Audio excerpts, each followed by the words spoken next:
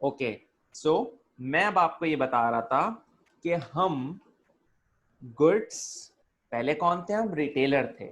हम गुड्स खरीदते थे, बेच देते थे। हमने सोल ट्रेडर इतना आसानी से पढ़ लिया। हमें ये मालूम था कि this is our opening inventory, ये आ गई। ठीक है, हमने अपनी ओपनिंग इन्वेंट्री को लिया, उसमें परचेजेस को सिर्फ ऐड करना था, हमने जल्दी से ऐड कर दिया। ठीक है, तो हमने परचेजेस को ऐड इसलिए कर दिया क्योंकि हमें मालूम था कि कितने के परचेज हुए हैं। But right now we are no more a retailer. हम चीजें खरीद कर आगे नहीं बेच रहे, बल्कि अब हम चीजें खुद बनाकर बेच रहे हैं। जब हम चीजें बनाकर बेच रहे हैं तो फिर कॉस्ट ऑफ सेल्स निकालना इतना आसान नहीं है। जो चीज आपने बेची है वो कितने की थी, इसको निकालना इतना आसान नहीं। अब तक आसान इसलिए था कि आपने परचेज किए थे। जब आप परचेज करते हो तो उसके साथ इनवॉइस आती है, उस पर मेंशन होता है कि जो गुड्स आपने परचेज किए हैं वो कितने के हैं। For example, this is the pen that I have bought. ठीक, और मुझे मालूम है कि ये पेन कितने का है। सही, लेकिन अगर मैं यही पेन खुद बनाऊं तो फिर ये पेन कितने का है वो इतना आसान नहीं रहेगा। फिर मुझे फाइंड करना पड़ेगा कि इसके अंदर मैंने जो मटेरियल डाला वो कितने का था। अगर कोई बंदा मैंने रखा हुआ है जो इसको असेंबल करता है तो वो कितने पैसे लेता होगा तकरीबन। और साथ साथ ये कि वो सराउंडिंग जहाँ मैं ये काम कर रहा हूँ उसके अपने भी कुछ एक्सपेंसेस होंगे। तो अब ये पेन की कॉस्ट को पता करना मेरे लिए इतना आसान नहीं है जिस तरह पहले होता था। ठीक है, कि पेन खरीदा, 8 रुपए का पेन था, ओके 8 का पेन है, चलो 4 रुपए अपने लगा लेते हैं, चलो 12 का बेच देते हैं, 4 रुपए का profit. Now if I am making a pen और if I am making this wallet, ठीक है, then I need to find out the cost of it. ठीक है, तो कॉस्ट को पता करना एक मैन्युफैक्चरर के लिए एक बड़ा चैलेंज होता है। तो अब हम भी उस चैलेंज से निपटेंगे और हमें भी पता करना पड़ेगा कॉस्ट ऑफ सेल्स निकालने के लिए कि जो गुड्स हमने बेचे हैं वो है कितने के। तो हमें भी मालूम करना पड़ेगा कॉस्ट ऑफ गुड्स मैन्युफैक्चर्ड। हमें पता करना पड़ेगा कि वो गुड्स बने कितने के हैं, क्योंकि अब गुड्स परचेज नहीं हुए बल्कि गुड्स बनाए गए हैं। तो हमें पता करना पड़ेगा cost of goods manufactured.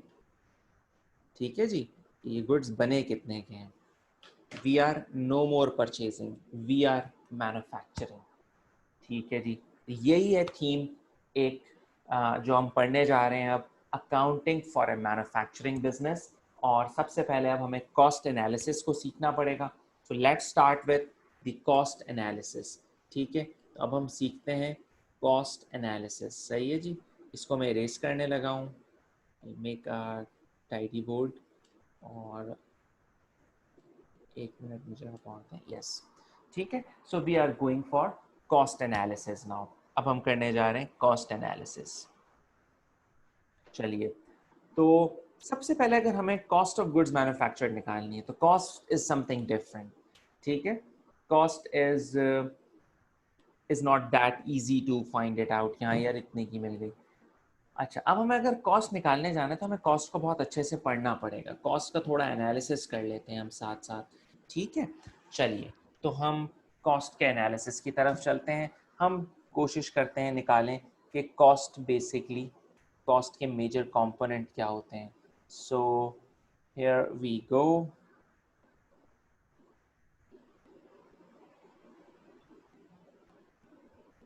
So this is cost.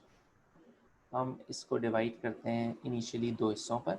इस चैप्टर को पढ़ने के लिए मैं यही स्ट्रैटेजी रखता हूँ कॉस्ट को समझाने की।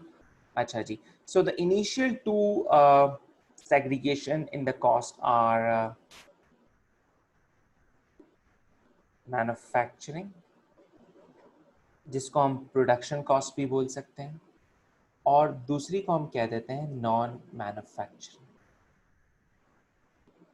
अच्छा जी, नाम से पता लग रहा है, it does what it says on the tin, कि मैन्युफैक्चरिंग से मुराद एक ऐसी कॉस्ट है जो प्रोडक्ट को बनाने में लग जाए, जिससे प्रोडक्ट बन कर आए, प्रोडक्ट का वजूद हो।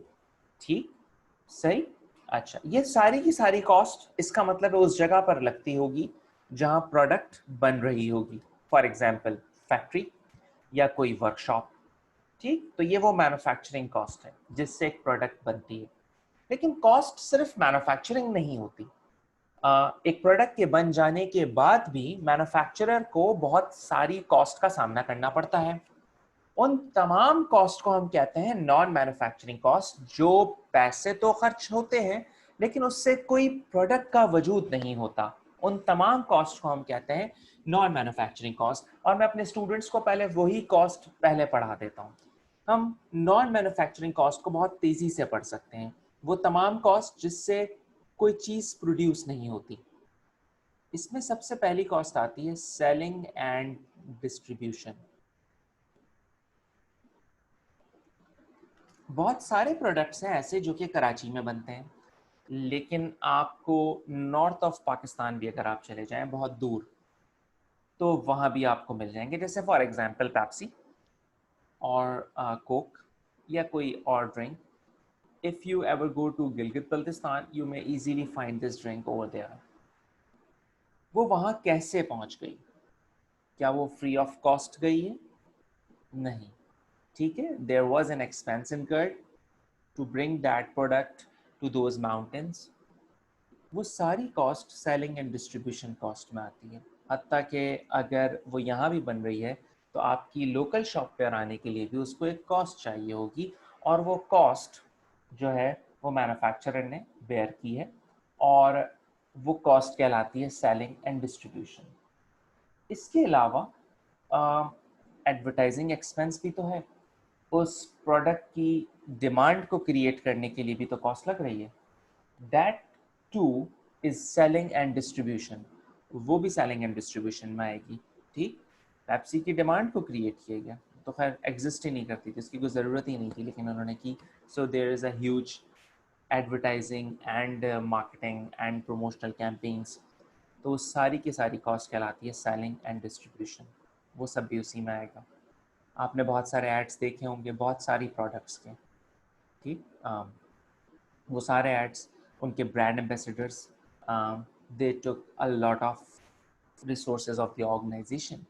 These all are selling and distribution, and none of it is making a product. Nahi na. For example, the Jazz has recently hired Isra Taljik, the Turkish actress. They are paying a lot of it. लेकिन उससे they are not producing anything. कोई product नहीं बन रही है, ठीक। Q Mobile 2 has hired her. Now Cardi will hire her. So it's not producing that thing. It's not a production cost. It's selling and distribution, and it's a non-manufacturing cost. Next, admin cost, administration cost. Okay, every manufacturer has a factory where they produce the goods, but apart from that, they too have an office. They too have a very nice and clean environment where they meet up, where there are marketers, where they are planning, where they are held meetings, right? So it's not like a factory. That place where administration is done, it's not like a factory. They don't produce anything there. That place too has a cost. It has accountants there, it has receptionists there, it has clerical work there, it has a lot of cost, it has a lot of salaries to pay. That all will include in the administration cost, and we call it non-manufacturing. Okay. The third cost, we call it financial cost. Financial cost, like taxation, like bank charges, like the interest payment to the bank, ये सब financial cost में आता है। हमने bank से loan लिया, हमें उसके लिए इंटरेस्ट देना पड़ रहा है, it's a financial cost.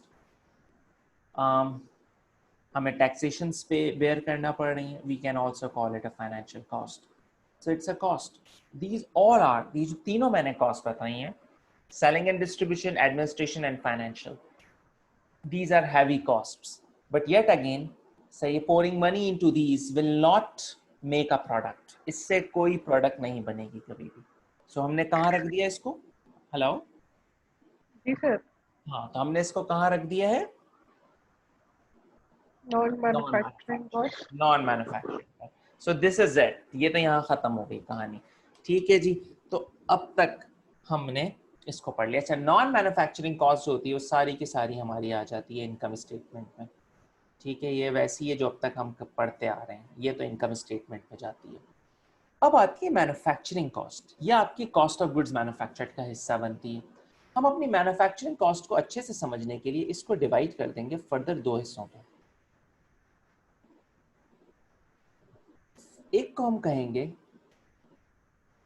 Direct cost, ठीक है, और दूसरे को हम कहते हैं indirect FOH, factory overheads. Now FH stands for factory overheads, factory overheads, ठीक है। So we have two costs, direct cost and indirect cost manufacturing के अंदर, यानी चीज़ों को बनाने के लिए जो कॉस्ट इनकर हो रही है उसको हमने दो हिस्सों में बांट दिया, एक है डायरेक्ट और दूसरी है इनडायरेक्ट। अब डायरेक्ट कॉस्ट और इनडायरेक्ट कॉस्ट क्या चीज है? डायरेक्ट अब लग रही दोनों प्रोडक्ट को बनने में। अब जो डायरेक्ट कॉस्ट है उसकी डेफिनेशन है, a direct cost is that cost that is directly attributable in making a product, ठीक है, in producing a product and it is easily traceable। ये बड़े इंपॉर्टेंट है, directly attributable and easily traceable. अच्छा जी, भला इसका क्या मतलब है? इस मतलब को समझने के लिए हम एक फैक्ट्री पे चलते हैं जहाँ पर ये तमाम कॉस्ट इनकर हो रही है। ठीक है, let's suppose we have some good links with the production manager of Levi's, और हम लेवाइस के फैक्ट्री चले और हमने उससे कुछ क्वेश्चन की। हमने एक शर्ट को देखा और हमने मैनेजर से पूछा कि सर इसका कॉस्ट ब्रेकअप दें हमें, यानी ये शर्ट आप कितने की बना रहे हैं हमें बताएं।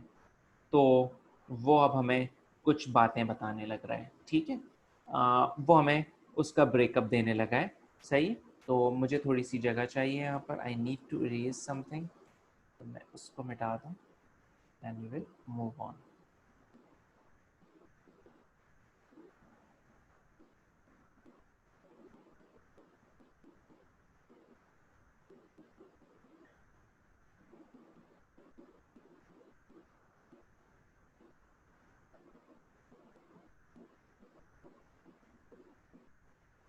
ओके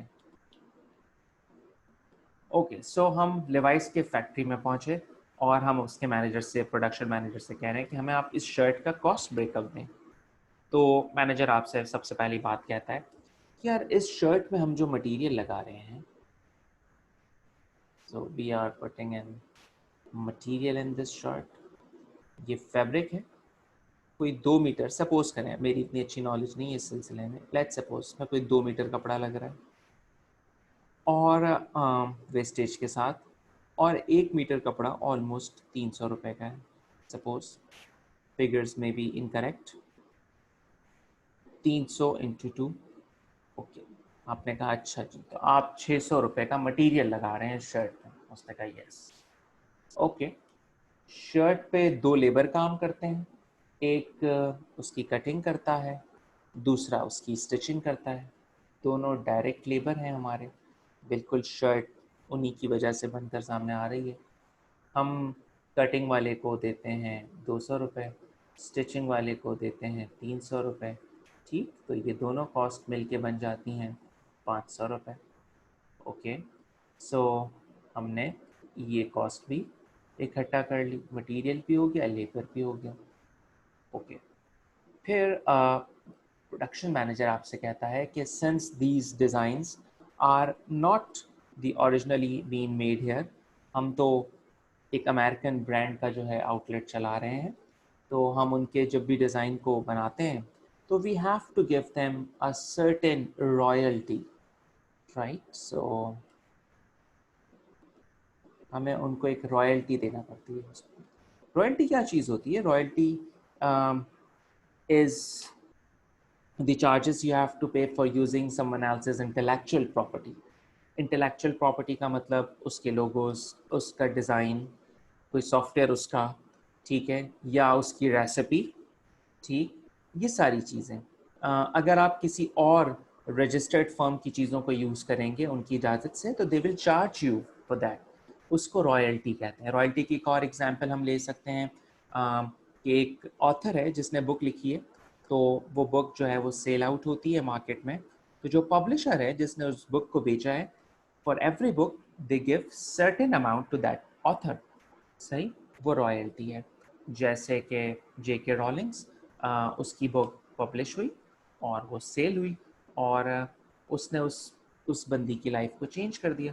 कैसे चेंज किया? बिकॉज वो, उसने कोई कॉन्ट्रैक्ट नहीं दे दिया था उसको कि भाई मैं तो जो है वो 10,000 पाउंड लूँगी इस बुक के, जितनी बेचनी है बेचो। नो नो नो, ठीक है, books are not sold like authors always have their royalty on each piece of their book, ठीक, so they take certain amount from it, तो जब भी वो बिकेगी वो एक अमाउंट आती जाएगी, तो स्टिल अगर वो बिक रही है कहीं ना कहीं दुनिया में कहीं पर भी, still she is earning that money, तो ये रॉयल्टी कहलाती है। तो if you are going to buy someone else's design you have to pay them a royalty. तो जो मैनेजर था उसने कहा कि ये तो हमने अमेरिकन डिज़ाइन रखा हुआ है, so every time when we make it we have to put in like 200 rupees to the original company, so this is the cost। उसने हमें कहा कि 600 and then 500 1100 plus 200 it's like ये तो हो गया 1300। हमने कहा अच्छा जी बस 1300, बस यही कॉस्ट है? आप तो बड़ी महंगी बेचते हैं भाई शर्ट्स। उसने कहा ये वो कॉस्ट है। अब बड़ी इंपॉर्टेंट बात है, ठीक है, उसने जो बात अब हमसे कही ये बड़ी इंपॉर्टेंट बात है, ये सुनने वाली बात है। उसने कहा ये वो कॉस्ट है जो मैं आपको इजीली बता सकता हूं कि इस शर्ट में कितने रुपए की गई है, यानी ये वो कॉस्ट है जो कि इजीली ट्रेसेबल है फ्रॉम द प्रोडक्ट। इस कॉस्ट को हम बासानी बता सकते हैं कि ये इतनी लगी है, बाकी किसी भी कॉस्ट को इतनी आसानी से नहीं बताया जा सकता। अच्छा जी, तो ये कॉस्ट कहलाती है इसीलिए डायरेक्ट कॉस्ट, ठीक है, इसको कहते हैं डायरेक्ट कॉस्ट। अच्छा, फिर हमने उससे सवाल किया तो फिर और कौन सी कॉस्ट है भला जो आप नहीं बता सकते? तो फिर उसने हमें एक लिस्ट गिनवाना शुरू कर दी, और वो तमाम के तमाम जो वो डायरेक्टली ट्रेसेबल नहीं है वो सब की सब कहलाती है इनडायरेक्ट या factory overheads. Indirect factory overheads overall अगर हम इसको पूरा बोले तो। अच्छा जी, तो फिर बताएं वो क्या है भला? उसने कहा कि मैं यहाँ मैनेजर हूँ, प्रोडक्शन मैनेजर या फैक्ट्री मैनेजर, और मैं एक सैलरी लेता हूँ, ये भी तो कॉस्ट है। और क्योंकि मैं फैक्ट्री का मैनेजर हूँ तो मैं तो चीज़ें प्रोड्यूस करता हूँ यहाँ पर, तो मेरी कॉस्ट जितनी मुझे खर्चा मिल रहा है वो सब का सब जो फैक्ट्री को बेयर करना पड़ रहा है मेरे लिए, वो सब फैक्ट्री की कॉस्ट है, वो सब मैन्युफैक्चरिंग कॉस्ट है, और मैं ये कर रहा हूँ। लेकिन मैं एज ए मैनेजर कितनी शर्टों को देख लेता हूँ तो ये कहना बड़ा मुश्किल होगा, क्योंकि मैं यहाँ सिर्फ शर्ट्स को मैनेज नहीं करता, मैं यहाँ डिफरेंट डिपार्टमेंट्स को और भी देखता हूँ, मैं यहाँ बहुत सारे और भी काम करता हूँ। यहाँ सिर्फ ये इस कलर की और इस डिज़ाइन की शर्ट नहीं बनती, यहाँ तो बेतहाशा चीज़ें बनती हैं, ठीक, और मैं उन सबको देख रहा होता हूँ। मैं अपनी मिलने वाली सैलरी को इस एक शर्ट पर किस तरह से पुट इन कर दूँ, ये मुश्किल है मेरे लिए, पहली बात।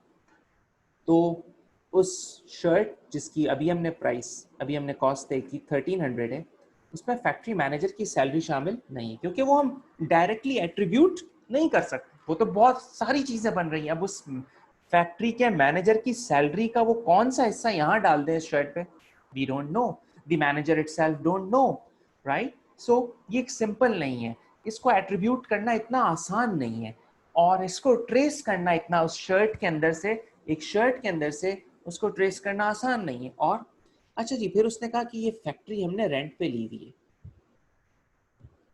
अब रेंट जो हम फैक्ट्री का दे रहे हैं वो शर्ट पे कितना लग रहा है मैं नहीं बता सकता आपको इतनी आसानी से, शायद उसके लिए मुझे कुछ कॉम्प्लेक्स कैलकुलेशंस करना पड़े, लेकिन फिल वक्त मैं नहीं बता सकता आपको। क्यों? क्योंकि इट्स नॉट इजीली ट्रेसेबल, इसीलिए हमने इसको इनडायरेक्ट में किया। क्योंकि उसी फैक्ट्री में तो बहुत सारी चीज़ें बन रही हैं, कभी कितने यूनिट्स बन जाते हैं, कभी किसी चीज़ के कितने यूनिट्स बनते हैं। अब रेंट को वहाँ एक शर्ट तक लेके जाना, it's not that easy, rent of factory. अच्छा जी, इस फैक्ट्री में तो बहुत सारी मशीनें भी हैं और वो मशीनें डेप्रिशिएट होती हैं, तो डेप्रिसिएशन भी, forgive me for my writing, लेकिन असल में इसमें कुछ थोड़ा सा प्रॉब्लम हो रहा है। तो प्लीज इसको नोट करते रहना, मैं कोशिश करता हूँ थोड़ा बेहतर लिखूं। सो जो डेप्रिसिएशन हो रहा है वो भी, अच्छा जी, फैक्ट्री का, लेकिन सारा फैक्ट्री का डेप्रिसिएशन, अच्छा जी। और कुछ और भी लेबर हमने रखी हुई है। एक लेबर तो वो है ना, एक जो बंदा स्टिचिंग कर रहा है और एक बंदा कटिंग कर रहा है शर्ट्स को। ये तो हमारा बहुत ही की लेबर है, बहुत ही डायरेक्ट लेबर है, बहुत ही काम का लेबर है। लेकिन सिर्फ ये नहीं रखा हमने उस फैक्ट्री में, यहाँ कुछ क्लीनिंग स्टाफ भी है जो पूरी क्लीनिंग करता है पूरी फैक्ट्री की। यहाँ हमने एक इलेक्ट्रिशियन भी रखा हुआ है, और हो सकता है कोई टेक्नीशियन भी रखा हो जो मशीनों वगैरह को फौरी तौर पर सही करता हो। ये सारे लोग भी तो लेबर हैं, ये सारे लोग लेबर हैं, ये सारे लोग वहाँ काम कर रहे हैं, लेकिन ये शर्ट पे डायरेक्टली काम नहीं कर रहे। ये हम नहीं बता सकते कि उस टेक्नीशियन को मिलने वाली सैलरी का कितना % हिस्सा इस शर्ट पे जा रहा है, we can not tell you. अच्छा जी, हम ऐसी तमाम लेबर को कहते हैं indirect labour. Indirect labour, please note करते जाइएगा क्योंकि ये राइटिंग बहुत बुरी है। इनडायरेक्ट लेबर, अच्छा जी। फिर इस तरह वो हमें बातें बताता जा रहा है, कितनी चीज़ें हमारे सामने आती जा रही हैं। अच्छा जी, और हमने कहा भाई, उसने फिर कहा कि फैक्ट्री की रेगुलर मेंटेनेंस होती है, फैक्ट्री में है ना, तो मेंटेनेंस हो रही है। अब इस कॉस्ट को भी जो है हम नहीं बता सकते कि ये शर्ट पे कितनी जाएगी। बिलफर्ज उसने हमें फैक्ट्री की तमाम कॉस्टें बता दी, तमाम एक्सपेंसेस बता दिए, जो कि हमें खुद भी लग रहा है वी डोंट नो कि वो शर्ट पे कितने % जा रहे हैं, we can not trace it out. इसीलिए हमने कॉस्ट को 2 हिस्सों में डिवाइड कर दिया। एक वो जो डायरेक्टली एट्रीब्यूटेबल है, ट्रेसेबल है अपनी प्रोडक्ट में, हमने एक शर्ट को देखा और मैन्युफैक्चरर ने बता दिया इसमें ये कॉस्ट इतनी लगी है। और कुछ ऐसी कॉस्ट है जो एक शर्ट पे ट्रेस नहीं की जा सकती, उन सबको हमने क्या बोल दिया है, इनडायरेक्ट फैक्ट्री ओवरहेड्स। और जो ट्रेस की जा सकती है वो कौन सी थी, तो वो तो हमने पहले ही पढ़ ली, वो रही ये, यानी कि डायरेक्ट मटेरियल, डायरेक्ट लेबर, वो लेबर जो डायरेक्ट प्रोडक्ट पे काम करता है, और डायरेक्ट एक्सपेंस यानी कि रॉयल्टी। मैं इसको यहाँ लिखने लगा हूँ अब।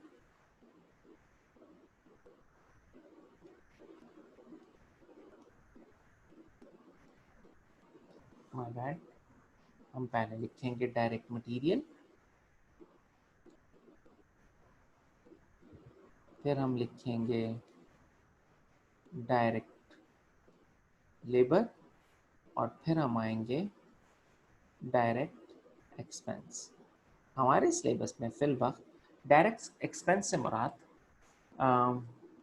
जो है वो रॉयल्टी है ज़्यादातर, ठीक है। और कभी कभार कुछ ऐसे टूल्स हमें रेंट पर लेना पड़ जाए जो पर्टिकुलर उसी प्रोडक्ट पर लग रहे हों, जैसे कि हमने इसी शर्ट को बनाने के लिए कोई मशीन जो है हायर की, और उससे सिर्फ यही जो है वो शर्ट बनेगी जिसकी कॉस्ट हम निकालना चाह रहे हैं, तो दैट पर्टिकुलर जो रेंट हमें भरना पड़ेगा to hire a machine will also be a direct expense. लेकिन इतनी डेप्थ में हमारा एग्जामिनर कभी नहीं गया, तो हमें ज़्यादातर डायरेक्ट एक्सपेंस के नाम पे एक ही चीज़ मिलती है, जिसका नाम है, ये जो मैं अभी सर्कल कर रहा हूँ, रॉयल्टी, जिसको मैंने आपको अच्छे से समझाया और मैं भी आपको थोड़ा और समझाऊंगा इसको। सो बेटा, हमने यहाँ तकरीबन कॉस्ट को बहुत अच्छे से पढ़ लिया, ठीक है। Now we can easily see कि हमारे पास कॉस्ट की कौन कौन सी टाइप्स हैं। हमें सबसे पहले मिली थी, हमने कॉस्ट को स्टार्ट किया, हमें सबसे पहले मैंने कहा कि cost are 2 types, manufacturing and non manufacturing. वो जिससे कोई चीज़ प्रोड्यूस होती है, और वो जो कॉस्ट तो है लेकिन कुछ प्रोडक्शन नहीं करती। हमने नॉन मैन्युफैक्चरिंग में सेलिंग एंड डिस्ट्रीब्यूशन को पढ़ा, एडमिनिस्ट्रेशन कॉस्ट को पढ़ा, और हमने फाइनेंशियल कॉस्ट को पढ़ा, ठीक। ये वो सारी कॉस्ट है जिससे कुछ प्रोड्यूस नहीं होता। फिर हम आए मैन्युफैक्चरिंग की तरफ, तो हमें कॉस्ट 2 हिस्सों में नज़र आई, जो प्रोड्यूस करती है और इजीली ट्रेसेबल होती है, और दूसरी जो मैन्युफैक्चरिंग तो है, प्रोडक्शन भी करती है, लेकिन हम नहीं जानते कि हमारी प्रोडक्ट में उसका कितना रेशो जा रहा है, ठीक। तो हमने कहा direct and indirect cost. Direct cost की डेफिनेशन मैं भी आपको लिखवाऊंगा अभी, are those cost that are easily traceable and are directly attributable to the product. अगर आप लिखना चाहें तो लिख लें, cost that are directly attributable to the product and are easily traceable, सही, are called direct cost, ठीक। सर आपकी आवाज सही से नहीं आ रही, क्या कह रहे हैं? आवाज नहीं आ रही आपको? थोड़ी सी कट कट के आ रही है। अच्छा, मैं आपसे ये कह रहा था वो तमाम कॉस्ट जो डायरेक्टली एट्रीब्यूटेबल होती है, और चले मैं आपको ये लिख कर भेज दूंगा, ठीक है, जी सही है। तो ये हमारा एक टोटल पूरे का पूरा जो है कॉस्ट का स्ट्रक्चर था जो हमने पढ़ लिया, सही। और अब हम एक क्वेश्चन भी करने जाएंगे, सही है। उसमें आपको बताना होगा, मैं भी आपको भेजता हूँ वो क्वेश्चन, जिसमें आपको ये बताना होगा कि जो कॉस्ट है हमारी उसको हम कहाँ पे फिक्स करेंगे। ये कॉस्ट की एग्जांपल दी जाएगी आपको, और आपको बताना होगा कि where does it fit in, क्या वो डायरेक्ट है, और डायरेक्ट में मटेरियल है, लेबर है, या कोई एक्सपेंस है, डायरेक्ट एक्सपेंस है, या ये तो एक नॉन मैन्युफैक्चरिंग कॉस्ट है, तो फिर वो कहाँ आती है। तो I am going to give you a certain, अभी मैं आपको एक क्वेश्चन देने जा रहा हूँ, एक्टिविटी देने जा रहा हूँ, जिसमें आप मुझे ये करके दोगे, ठीक है। यहाँ तक चीज़ें आपको समझ में आई? जी सर। That's good. चलें, तो मैं भी आपको एक एक्टिविटी देने जा रहा हूँ, तो वो आप करोगे अभी, सही है। और उसके बाद हम बाकी चीज़ों को देखते हैं, ठीक है। I am going to send you an activity over your phone. सही है सर। जैसे कुछ नोट करना है तो कर सकते हो।